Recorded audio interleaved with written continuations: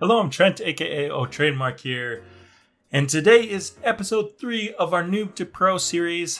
In the last episode, I showed you guys how to set up an AFK farm with auto clicker or tiny task.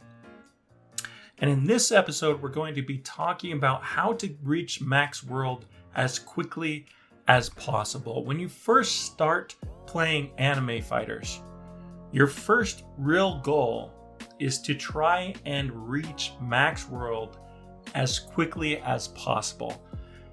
And it's not actually that hard. Some people spend way too long getting to max world. I was able to reach max world on my Noob to Pro account in just under 5 days. It was like 120 in-game hours played. And if I wasn't even playing during the 6 times damage event, or I reached max world before the 6 times damage event, if you do start during a 6 times damage event, you could reach max world even faster. But the key to reaching max world is essentially through the AFK farm cycle. Now, the way that this cycle works is, first of all, you AFK farm a boss. Now, which boss? You don't want to farm a boss which is too fast for you to kill. Like if you kill it within 30 seconds, the problem is there's like a 10-second respawn timer where you're not attacking anything. You're not earning any yen during that downtime. So if you kill it too fast, it's bad. And also if you kill it too slow, that probably means that it's at a world that's too high for you. And the higher worlds actually yield less yen per HP, per hit point on a boss. So you want to find the sweet spot for what you're farming. I tried to find a boss that my team of fighters can kill in about 1 to 3 minutes. So that's your sweet spot. Find a boss that you kill in about 1 to 3 minutes, okay? Set up your AFK farm and then just leave. Walk away, go do something. Occasionally, you're going to come back and you're going to check on your AFK farm to see how much yen you have earned. If you have enough yen to unlock the next world or multiple worlds, like if you AFK farm overnight, for example, you're going to have a lot of yen saved up from AFK farming overnight. You unlock as many worlds as you can, just straight back to back. Don't worry about opening stars in each world. You just unlock as many worlds as you can. Sometimes you'll be able to unlock 3 or 4 even, depending on how long you AFK farm for. Sometimes you'll only be able to unlock 1 world. But you unlock your new world or your new worlds, depending on how much yen you have. And then you're going to use some of your excess yen to open a few stars in the highest world you've unlocked. It's only a few stars though. You don't want to spend all your yen opening stars at the highest world that you've unlocked. It doesn't matter what rarities these new stars that you open, it doesn't matter what rarities these fighters are. They can be commons, they can be rares, but don't sit there and open trying to get new legendaries or mythics in the highest world that you have unlocked. The key is that you're actually just looking for higher levels, because that's higher level fighters have a lot more damage. And this is true even if you got a very rare fighter early on in your leveling process. So let's say that you get like a mythical or a secret fighter from Dragon Ball, right? So you get a Piccolo, you get a Buu from that first world. While yes, it is true that if your Buu was the same level as the fighters that you're spawning in at the highest world, as like if he was the same level as the commons at the current world the highest world that you have unlocked, yes, Buu would do a lot more damage, but it takes so much yen to level a secret up.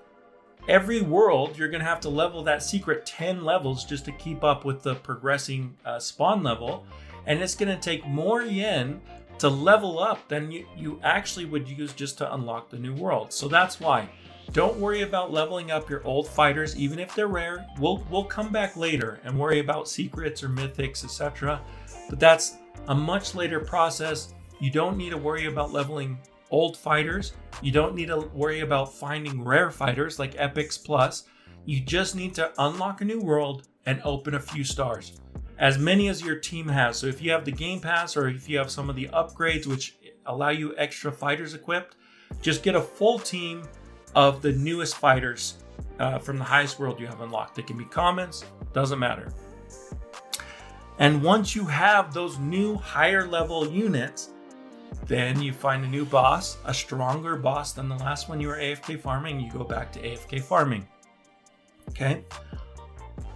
One thing that I also need to address is that eventually, as you're progressing in the worlds, your progress is going to slow down significantly. It's going to take much longer, a much higher amount of AFK farming to unlock a new world.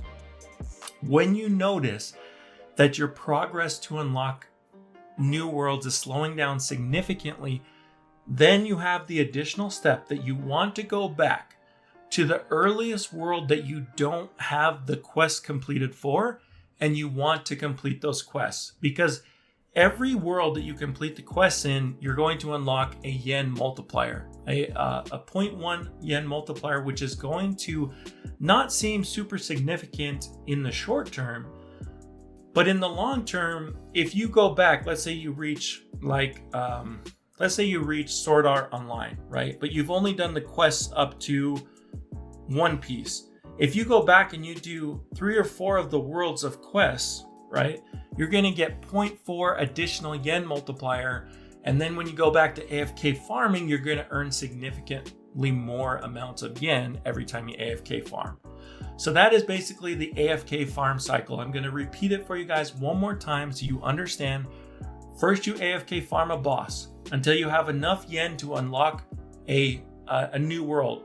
The second step is you unlock that new world or multiple worlds if you have enough yen to unlock multiple worlds. Third step is you open a few new stars to get higher level units.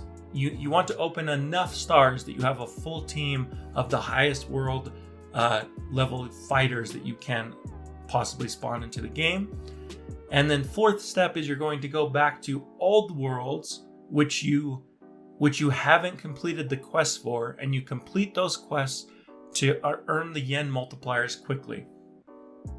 The reason why you don't worry about the quests in the current world that you have unlocked, like the highest world that you have unlocked, is because using fighters like commons and rares from the same world that you're doing the quests in is a very slow process. Like, it's going to be very slow to actually finish those quests and grind all of those units, and it's very active. It requires you walking around, attacking individual units one at a time, turning in a quest, going to the next set of units.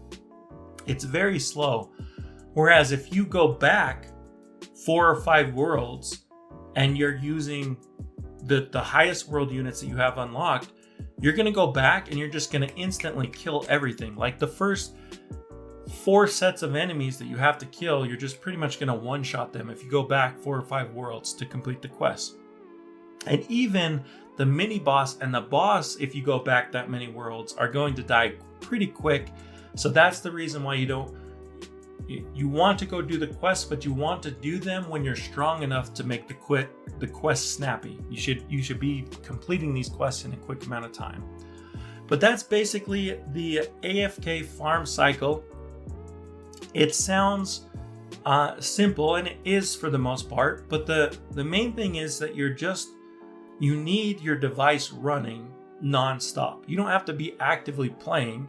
I mean, during the week when I reached max level, I only checked it about twice a day. I would come in, check the computer twice a day. Whenever I had enough yen to unlock a couple worlds, I would do that.